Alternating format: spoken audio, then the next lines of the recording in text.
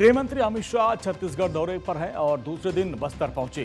Jagdalpur airport पर पहुंचने के बाद गृह मंत्री अमित शाह का बीजेपी के प्रदेश अध्यक्ष किरण सिंहदेव और छत्तीसगढ़ के गृह मंत्री विजय शर्मा ने स्वागत किया।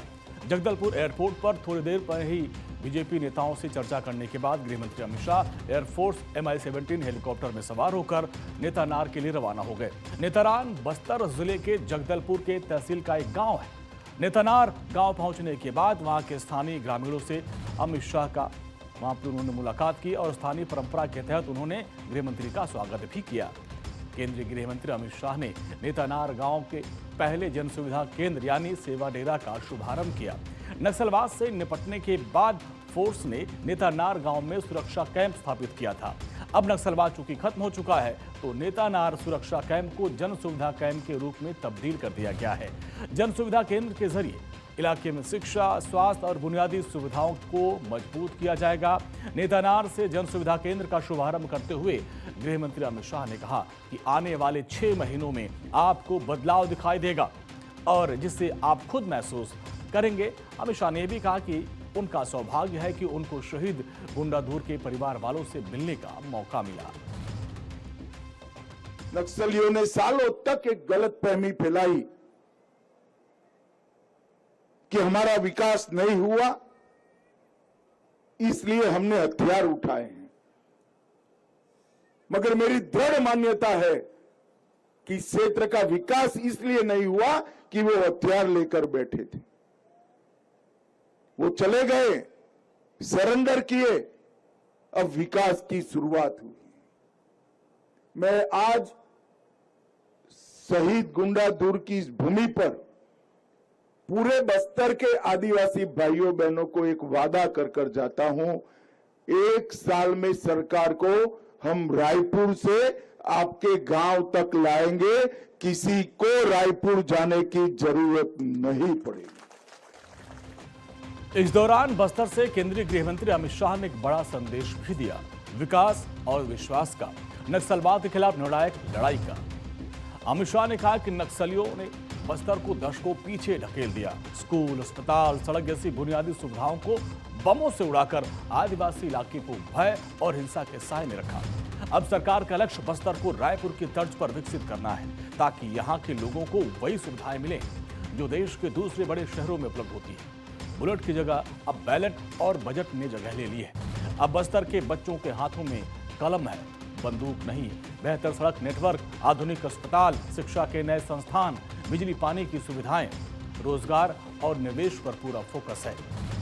और अब बात जब आर्थिक समृद्धि की हो तो लोकल फॉर वोकल को अपनाते हुए बस्तर की महिलाएं आत्मनिर्भर बन रही हैं। कल तक जहां लोग आने जाने से कतराते थे, वहां टूरिज्म फल फूल रहा है।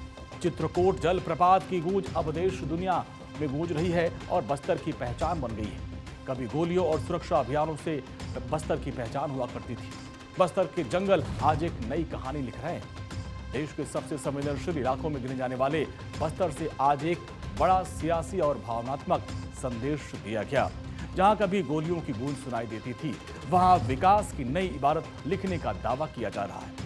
केंद्रीय गृह मंत्री अमित शाह ने साफ साफ कहा कि बस्तर को अब डर और दहशत नहीं है, बल्कि रायपुर की तर्ज पर आधुनिक सुविधाएं मिलेंगी। अमित शाह ने माओवादियों पर भी बड़ा हमला बोलते हुए कहा कि नक्सलियों ने स्कूल उड़ाए, अस्पताल तबाह कर दिए, सड़कें बम से उड़ा दी, दशकों तक आदिवासी इलाके को विकास से दूर रखा। लेकिन अब उसी बस्तर में जहां कभी जवानों का खून बहा था, वहां शहीदों को याद किया जा रहा है और तीर्थ स्थल बनाने की शुरुआत हो गई है।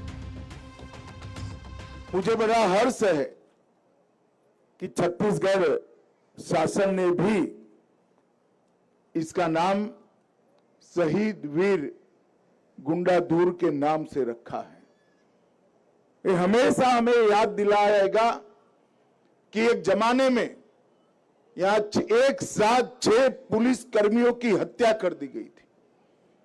यहां के स्कूल उजाड़े गए, यहां के अस्पताल उजाड़े गए, यहां पर राशन नहीं पहुंचने दिया, यहां रोजगारी और शिक्षा नहीं पहुंचने दी, बैंक की तो कल्पना भी नहीं आने दी।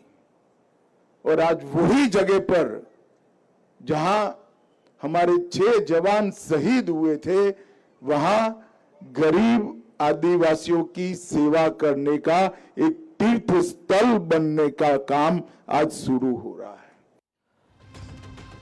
नक्सल मुक्त भारत, ये सिर्फ 3 शब्द नहीं बल्कि भारत के लिए वो जीत जिसने हर भारतीय का सीना 56 इंच का कर दिया।